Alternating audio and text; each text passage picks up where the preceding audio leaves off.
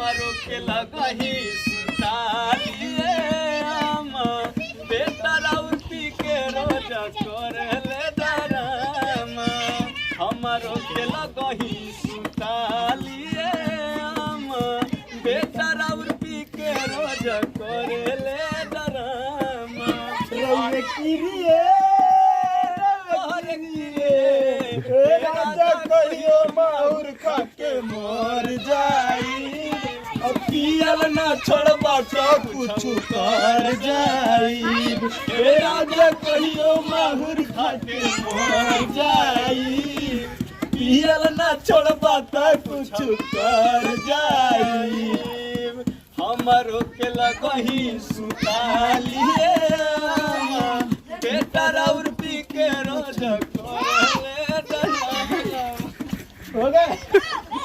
भाई साहब शर्मा रहे हैं अपने गांव में है इसलिए थोड़ा शर्मा रहे हो ना नहीं ऐसे बात नहीं शर्मा नहीं रहे हो बोलो भारत माता की दोस्तों हम लोग यहाँ गांव में शूटिंग करने आए थे। शूटिंग हो गया कंप्लीट, तो उसके बाद हम लोग मस्ती कर रहे थे। तो ये मस्ती भरा वीडियो आप लोगों को कैसा लगा एक प्यारा सा कमेंट करके जरूर बताएं दोस्त। तो मिलते हैं किसी नेक्स्ट वीडियो में, तब तक के लिए बाय बाय हैप्पी यात्रा।